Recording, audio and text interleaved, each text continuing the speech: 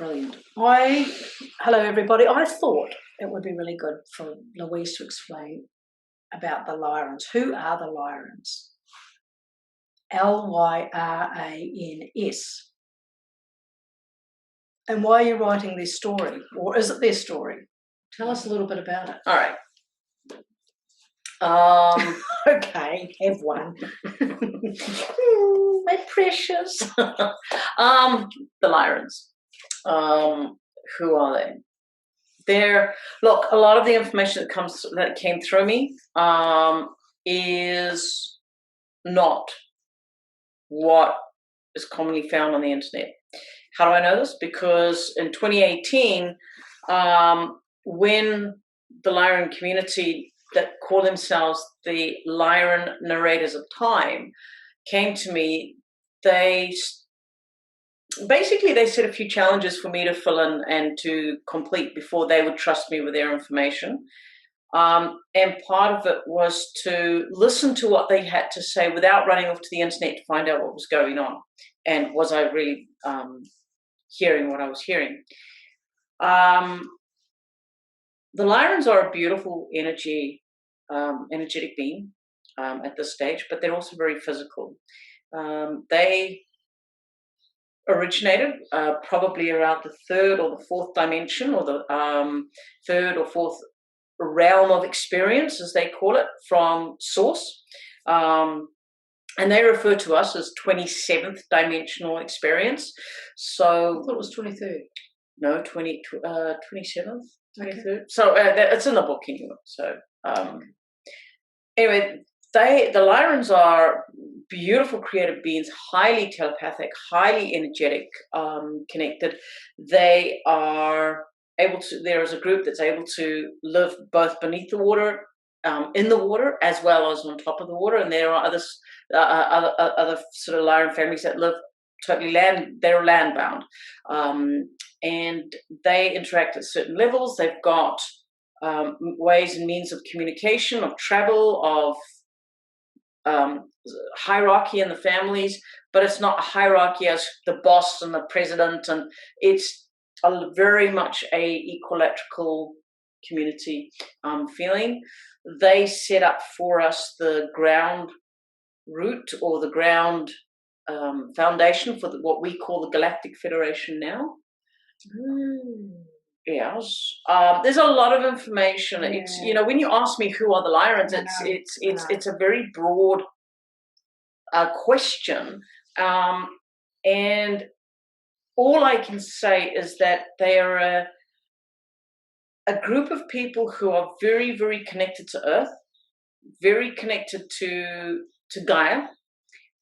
They love Gaia. They have an arrangement, an agreement with Gaia that they will return to help and assist her Terrans when she calls, when she gives the call out for assistance. At the moment, they are surrounding in different outposts, and they're like, just call, just call, just call. And Gaia's going, no. My Terrans have to wake up first. My Terrans have to wake up first. Now, notice I'm saying Terrans, not humans, because humans are a completely different species. Well, that's my next question. Who are the Terrans? Terrans are the originals from Tignaya, as the Lyrans love to call our planet. And her name is Terra Vin Elish Tigaya.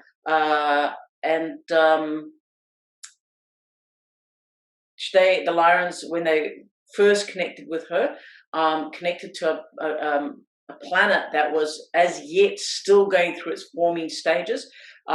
There was sufficient of our planet to be stable enough for the Lyrans to live off and live on with permission and agreement. And there's a lot of interaction and negotiation that went on between Gaia and the Lyrans as to how long they stayed and what the conditions of when they stayed.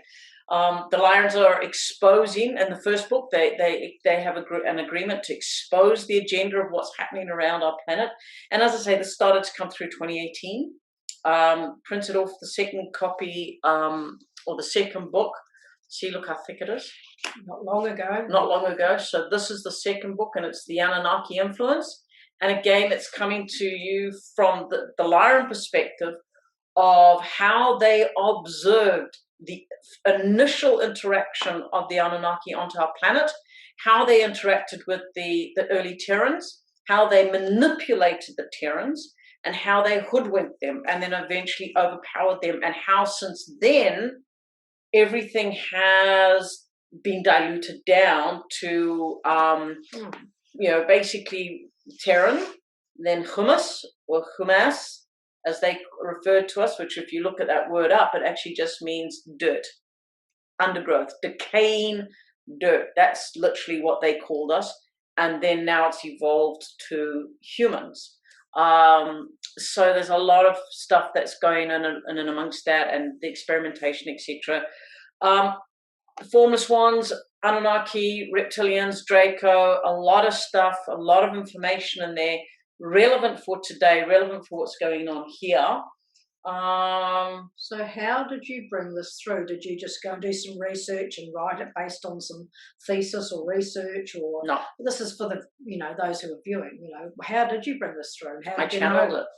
I sat down for months, and I would be woken up at odd hours during the night. I would be awake for 3-4 hours in the early morning, like 12, 1, 2, 3 o'clock in the morning, and then I'd go back to sleep. But I was constantly in and out, just channeling this information. If I went and anywhere near the internet to research anything, their energies would just lift from me straight away. I had to solely trust what they were giving me. However, once I'd finished the second book, they said, no, go look. Go and check what we've told you. Go and look up Lyran on your internet and go and see if what we've told you correlates with what's on the internet. Now, there is some overlap, but there is a lot of difference.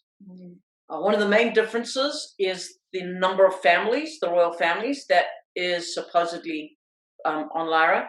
Another difference is the destruction of Lyra and the seeding of the human race and all of the other races, etc., etc. So the Lyrans are very... and one thing I want to say, and it's something that they're very, very emphatic about, they're not lions, Lion. They are not feline in any manner, form whatsoever.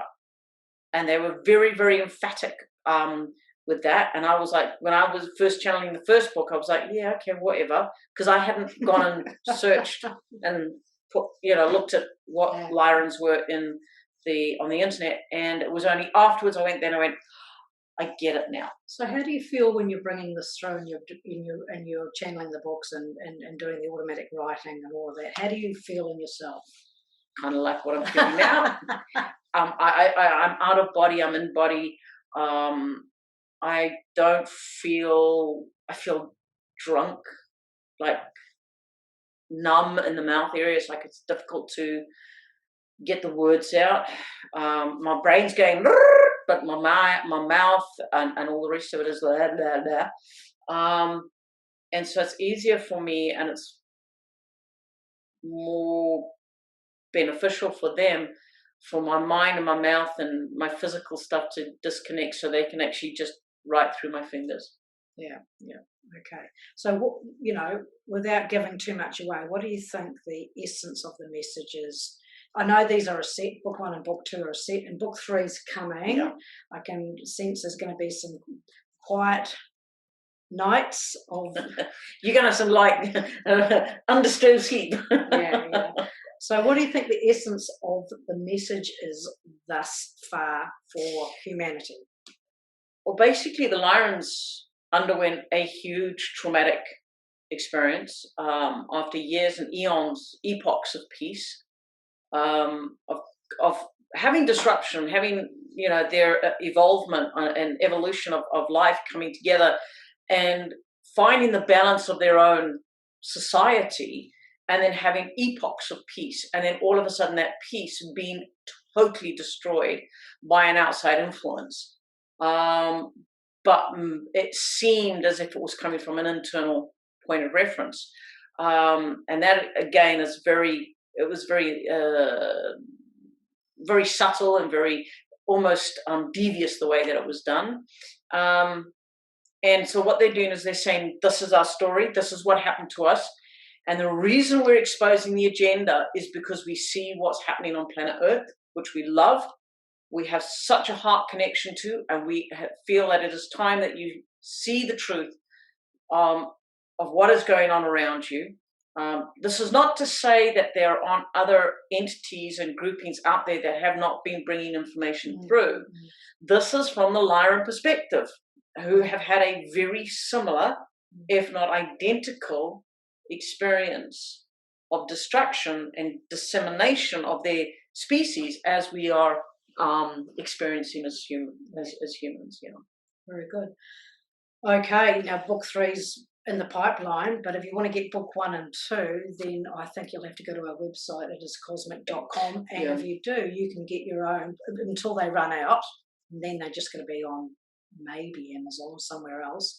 But until then, you can get your own personal copy signed by Louise. So I've got a couple of boxes left. I can sign those for you. But once the physical books are gone, unless you actually catch up with me, that won't be a signed copy. But by then, maybe book 3 will be ready. When do you anticipate 3 in the series? Christmas next year, maybe. By Christmas next year? I've got an anticipation that I'm going to be pretty busy this year, darling. Yeah. Well, this year's nearly finished. Well, this I know what you mean. Not this Christmas, next. Okay. Christmas 21. Okay, rightio. All right. So I'm sorry if I sound a little bit out of it, but I've told you about drinking before breakfast. Okay. She's lying. All right, I'm out of here.